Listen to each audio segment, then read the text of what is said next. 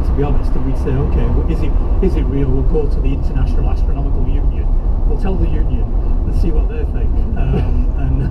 So it's an amazing thing. There's no protocol. You would think. I think didn't we no find signed up protocol? Didn't we find? I think we looked, and the only people who could find who had a protocol was Vatican City, but they had some regulation, didn't they? Ring the Pope.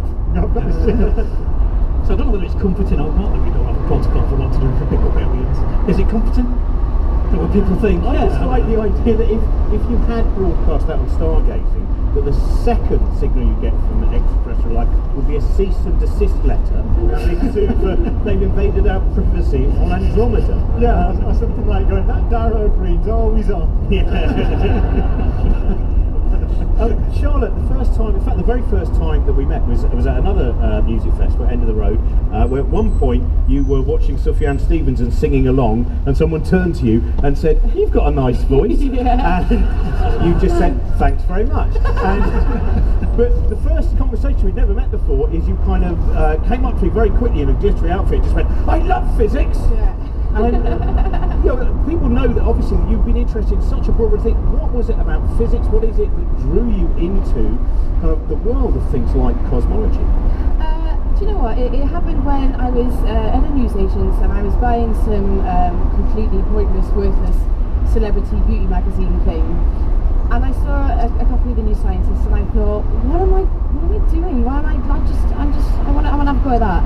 And it sort of changed my life, and I just found it. I was absolutely fascinated by everything in it, and that sort of then it just ignited my, just this idea of learning about all of this stuff, and it was possible that I didn't have to be a proper boffin or have to go to university to be interested and be able to educate myself even a little about these massive concepts.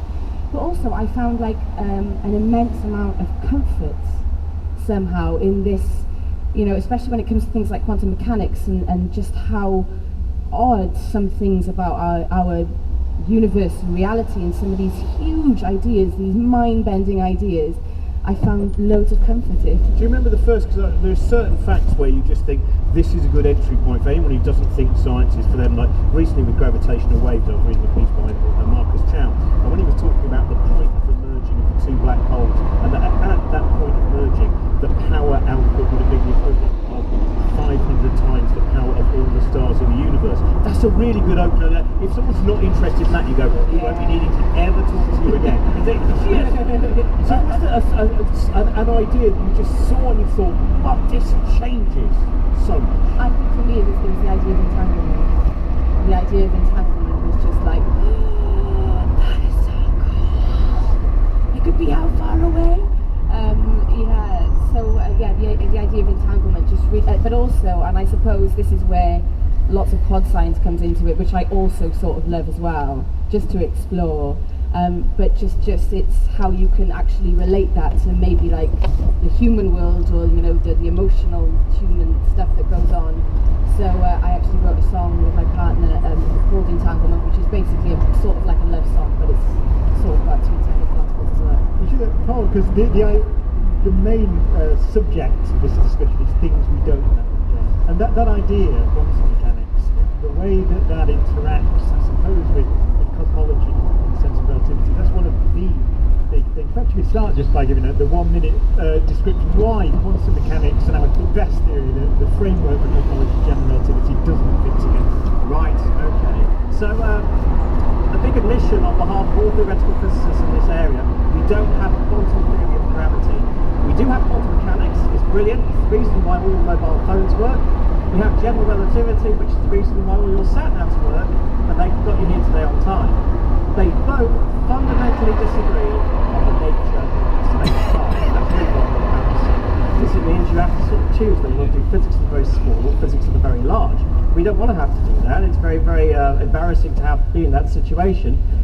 The reason why black holes are key to this is because around the event horizon of a black hole, we have quantum mechanical effects that are happening as well as gravity. The two have to work there, they have to coincide there. So this becomes a very good place to look for a quantum theory of gravity, how gravity works at quantum scales. And when people started doing this in the 70s, one of the most remarkable results that came out of this hybrid of two theories, quantum field theory, was black holes are not static, they're not dead, they radiate slowly over time, and the fact that the smaller the black hole is, the quicker it radiates. So far from being static dead objects, any primordial black holes that formed at the time of the Big Bang might now be evaporated, and as they get smaller, the evaporation process runs late, and they explode in a shower of gamma rays. I mean, cosmologically terms, it's not that impressive, but if one went off in this field, it would be enough to take out us, the stage, and most of this side of the planet. So Well, actually, they do a bit of respect for them, but these gamma ray bursts that exist out in the universe, we don't know if they could be the final death thrones of black holes. I think I went over a minute, didn't I? No, Tim, gamma ray bursts, they're one of the big mysteries.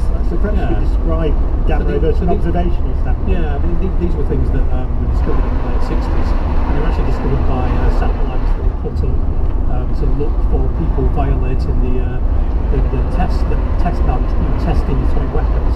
So they were seeing flashes of gamma rays, thinking that they were coming from the Earth, and in fact it was a sort of pantomime "it's behind you" moment, because they were behind the satellites out in the distant universe.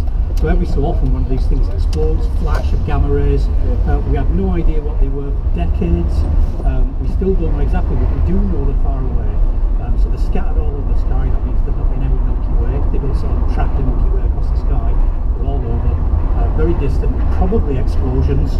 Our best guess is that they're explosions of massive stars, supermassive stars at the ends of the line. By very far away, how far do you mean? Oh, I mean many millions of light years, and in probably most cases billions of light years. So when we look out in time, of course, out in space, I should say, the great thing about astronomy is you see it back in time.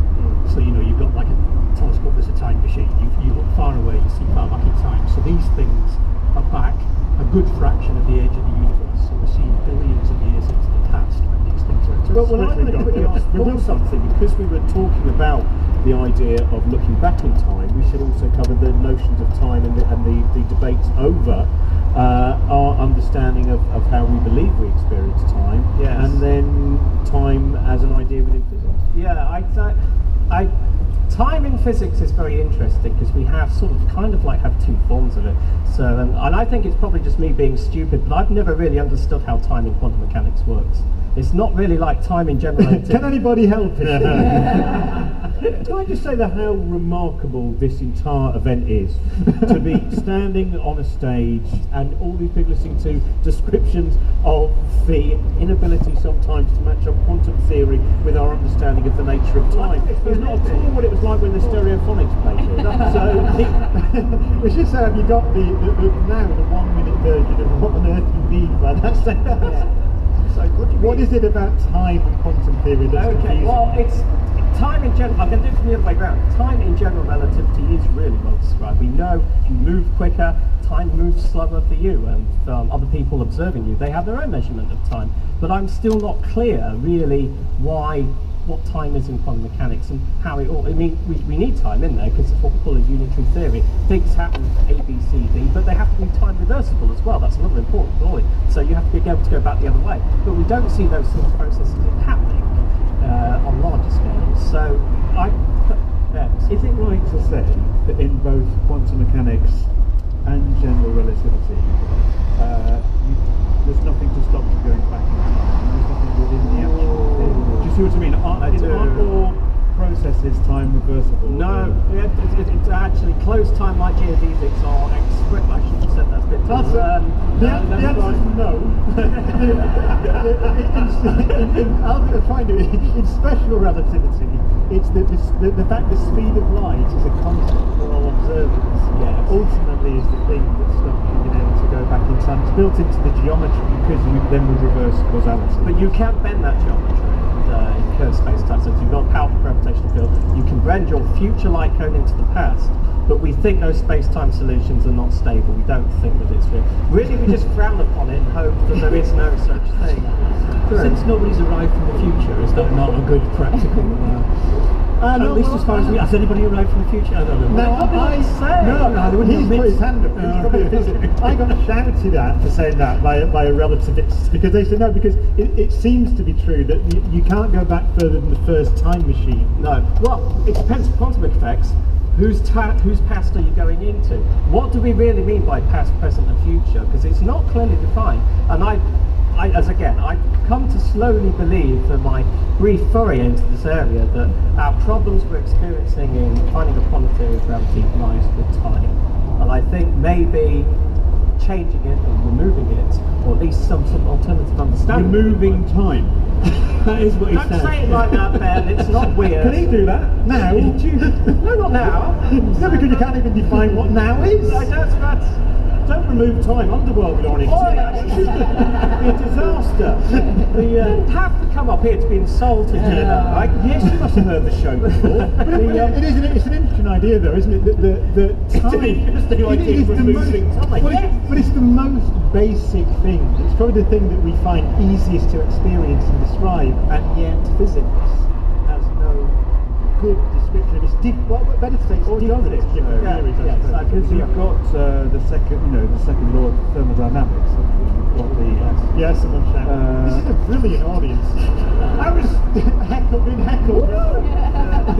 What about the fact that entropy always increases in a Closed system. Aren't they lovely? I went message to And I would hazard that one of the very canny things about that solution in the 70s was it actually combined the second law of thermodynamics with quantum theory and general relativity all in one go. Because part of the key to the puzzle was defining the entropy of a black hole, right? Yes, it was. And the whole area, after we realised black holes worked, radiated, we created a whole new area called black hole thermodynamics, where we have the equivalent versions of the thermodynamics of all the things we understand, translated in sort of a gravity version. But there's still problems. Something's still wrong, because one of the big problems we have is something called the information paradox. Is everyone here familiar with that? Well, that's safe for mine. This is like the middle of the set for that, isn't it? We'll do the popular quantum mechanics at the beginning. We'll close with some really beautiful, like kind of high voice punching right in the middle, and we will go for a little bit. Yeah, let's try the B side.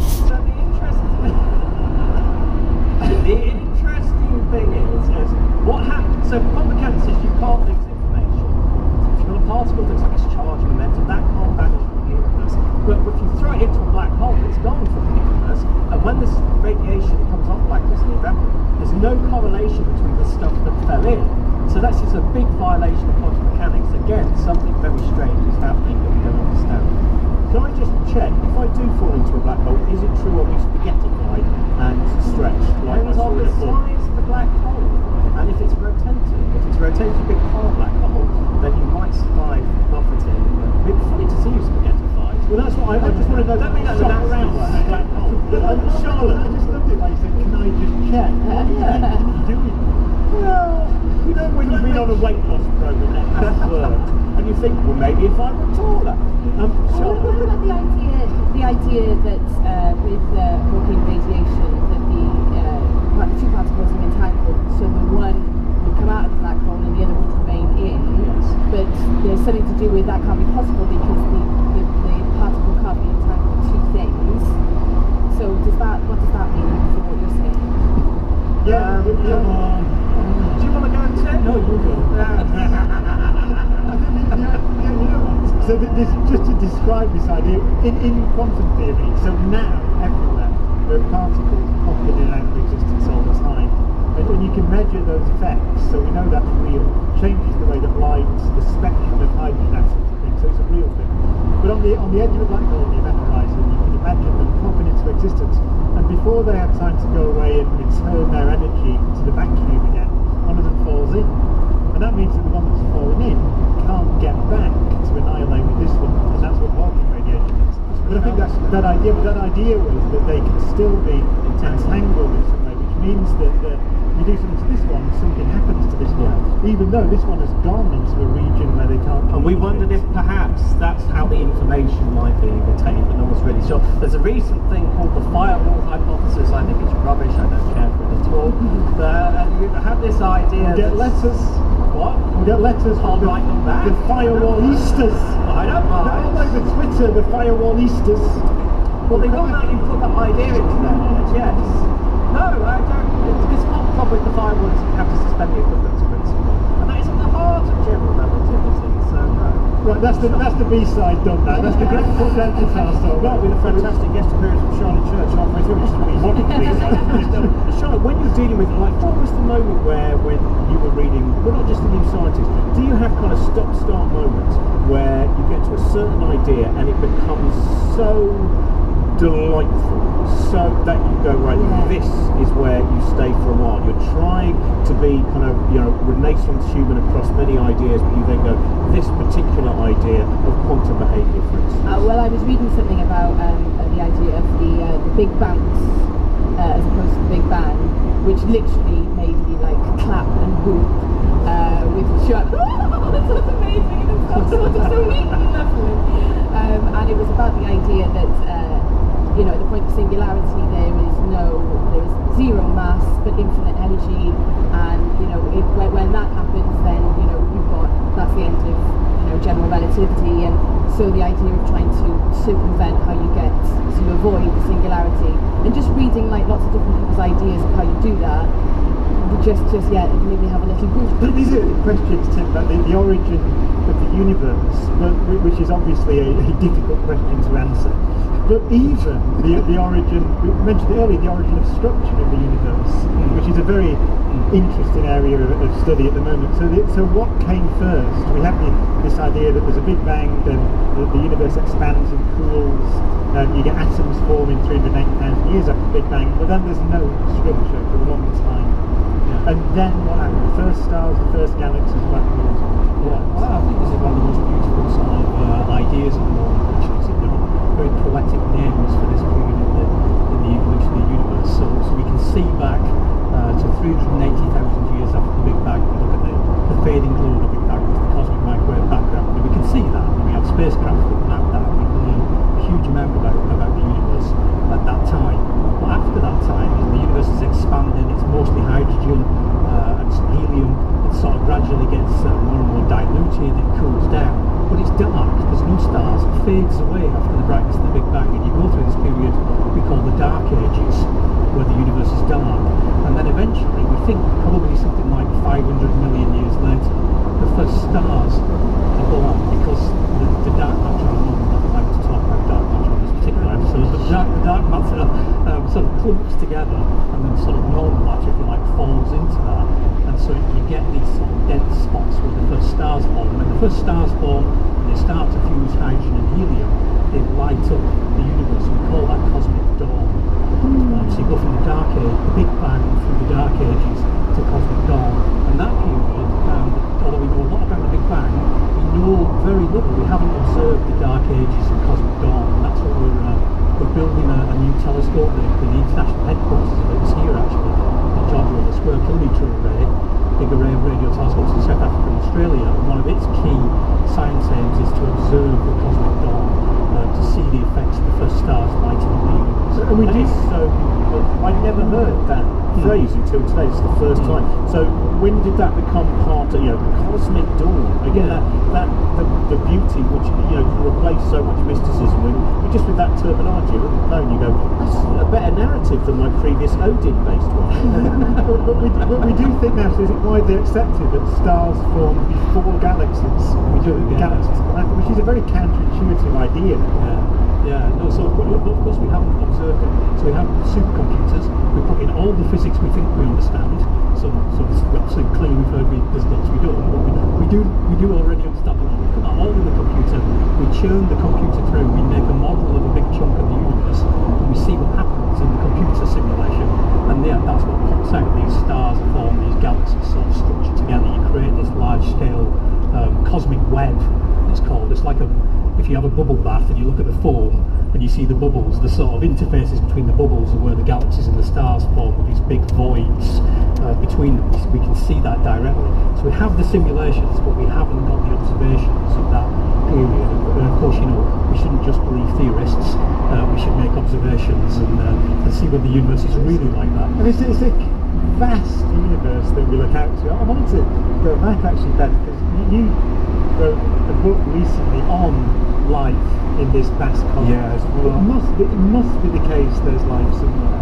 But if we talk about civilization, the question, I know Frank Drake, the astronomer, defined civilization as something capable of building a radio telescope. That's his definition, in the sense that they could communicate. So what was your feeling? What position did you come to on the likelihood of us making contact with these telescopes, seeing another civilization? Well, I think a bit like you, I feel that microbial life, bacterial life, that seems to kickstart itself. If life on Earth is anything to go by, and finally it's what we do have to go by at the moment, if that's any guide, it seems like that happened pretty quickly on Earth, and it seems like that's almost a property. I mean, to quote you, your ancestors were rock. You know, it's quite possibly volcanic vents on the seafloor of a very early Earth that produced the first cells. It feels like that process, the harnessing of everyday chemical reactions into a life form, happens almost in a continuum. And as soon as you create a rocky planet with some sort of tectonic activity, you start to get that basic kind of life. The real question, and it's very, very hard to answer, I think, with the limited amount of information we have, is the leap from these almost two different kinds of very simple life that started, the archaea and the bacteria here on Earth, which then merged, it seems, in one single event from which every other complex organism then evolved. That only appears to have happened once. And so the question is, how rare is that event? So this is, in principle, an answerable question, isn't it? SETI, that using telescopes like the Hubble, the SETI, was frowned upon for many years, whether it was seen as a fringe activity. Is it still? And do you do it here? Is it legitimate? So SETI is the search for extraterrestrial intelligence, often with radio telescopes. The reason you might say it might be frowned upon is because you could spend your whole career using up all the time on radio telescopes like this one, searching for signals from aliens and never getting one, because we have no idea if aliens exist, we have no idea if they're sending us messages, and so that's why in a way it's frowned upon, because there's loads of other interesting stuff that could be doing with telescopes.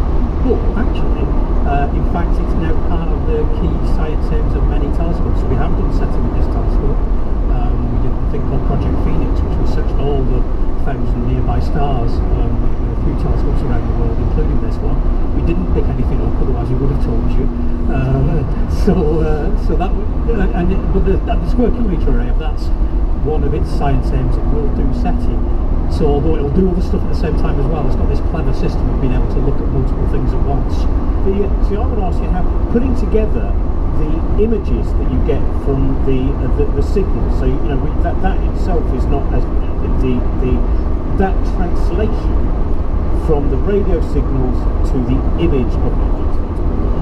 Yeah. So in a way, you're seeing the invisible universe. So you're probably familiar with like thermal imaging.